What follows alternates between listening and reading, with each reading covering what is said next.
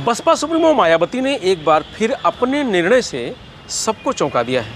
मायावती के इस master stroke से अखिलेश यादव, योगी आदित्यनाथ, राहुल गांधी और चंद्रशेखर आज़ाद की टेंशन बढ़ा दी है। क्या है पूरा मामला, इस वीडियो में समझते हैं। नमस्कार, मैं रजनीश यादव, आप देख रहे हैं लोकमत हिंदी। बसपा सुप्रीमो मायावती ने एक बार फिर सबको चौंकाते हुए आकाश आनंद को पार्टी का चीफ नेशनल कोऑर्डिनेटर बना दिया है। यह पद अब तक बसपा में अस्तित्व में नहीं था, यानी मायावती ने उनके लिए विशेष रूप से यह पद बनाया है। साथ ही संकेत भी दिया है कि अब बसपा में भविष्य की कमान धीरे धीरे युवाओं को सौंपने की प्रक्रिया शुरू हो चुकी है। आकाश आनंद की वापसी को यूं ही नहीं देखा जा सकता है। मायावती इसके जरिए 4 बड़े राजनीतिक मोर्चों पर सेंधमारी करना चाहती हैं। मायावती ने एक तीर से 4 निशाने लगाने का प्रयास किया है, जिसमें समाजवादी पार्टी, भाजपा, कांग्रेस और चंद्रशेखर आज़ाद हैं। सपा जो दलित नेताओं के कद को बढ़ाकर पीडीएस समीकरण साध रही है। भाजपा जो दलित बुद्धिजीवों को साधने की रणनीति पर काम कर रही है। कांग्रेस जो प्राइवेट सेक्टर में आरक्षण जैसे मुद्दों से दलित वर्ग को लुभाना चाहती है।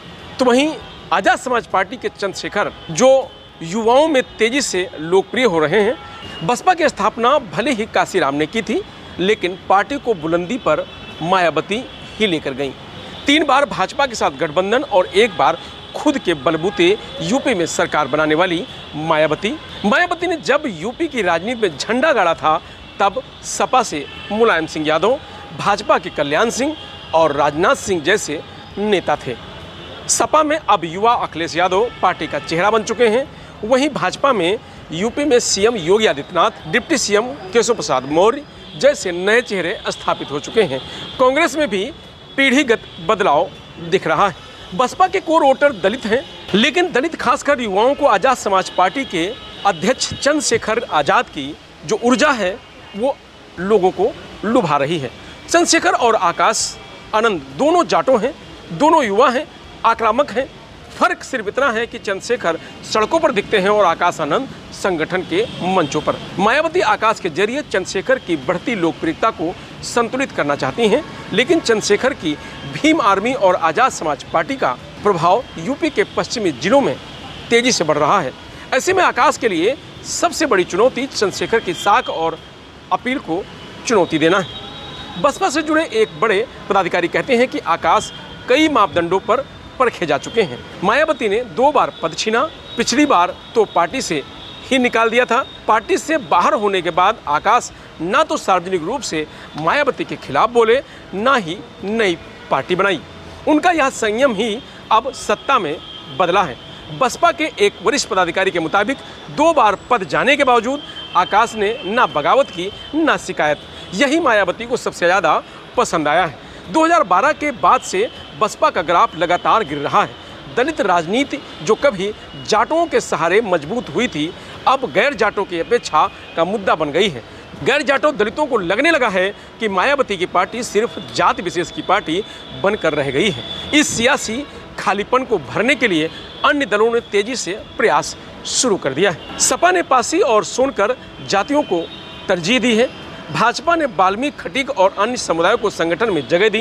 कांग्रेस ने निजी क्षेत्र में आरक्षण का वादा कर नया दांव चला है। वहीं चंद्रशेखर ने युवाओं में आक्रामक दलित नेतृत्व की छवि पेश की है। बसपा में पहली बार चीफ नेशनल कोऑर्डिनेटर पद का सृजित किया गया है। पहले से मौजूद 3 नेशनल कोऑर्डिनेटर रामजी गौतम, रणधीर बेनीवाल और राजाराम अब आकाश आनंद को रिपोर्ट करेंगे।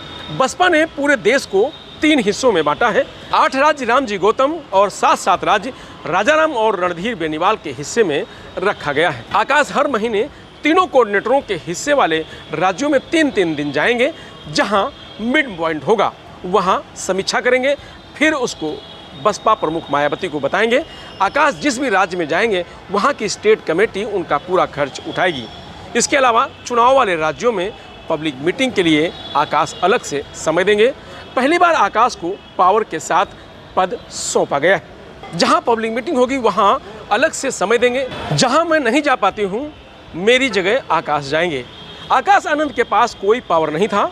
18 मई को दिल्ली में हुई बसपा की बैठक में मायावती ने खुद आकाश को यह जिम्मेदारी सौंपते हुए कहा कि जहां मैं नहीं जा पाती हूं वहां मेरी जगह आकाश जाएंगे।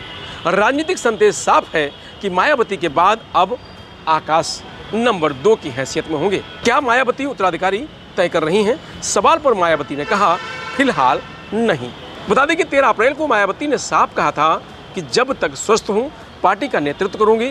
प्रोफेसर विवेक कुमार कहते हैं कि जैसे काशीराम ने अंतिम वक्त में मायावती को उत्तराधिकारी बनाया था, मायावती भी तब तक किसी को उत्तराधिकारी नहीं बनाएंगी जब तक वह खुद सक्रिय हैं। लेकिन संकेत है कि वह आकाश को भविष्य के लिए तैयार कर रही हैं। क्या मायावती संन्यास ले सकती हैं? ये भी एक बड़ा सवाल है।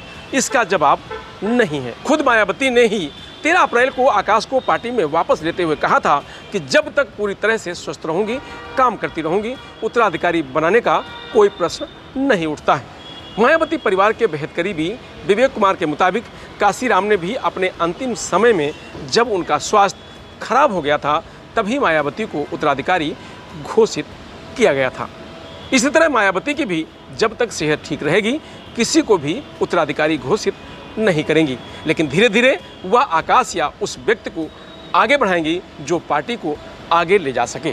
फिलहाल जिस तरीके से आकाश का कद बार बार बढ़ाया जा रहा है, इससे साफ है कि उन्हें बड़ी भूमिका के लिए मायावती तैयार कर रही हैं।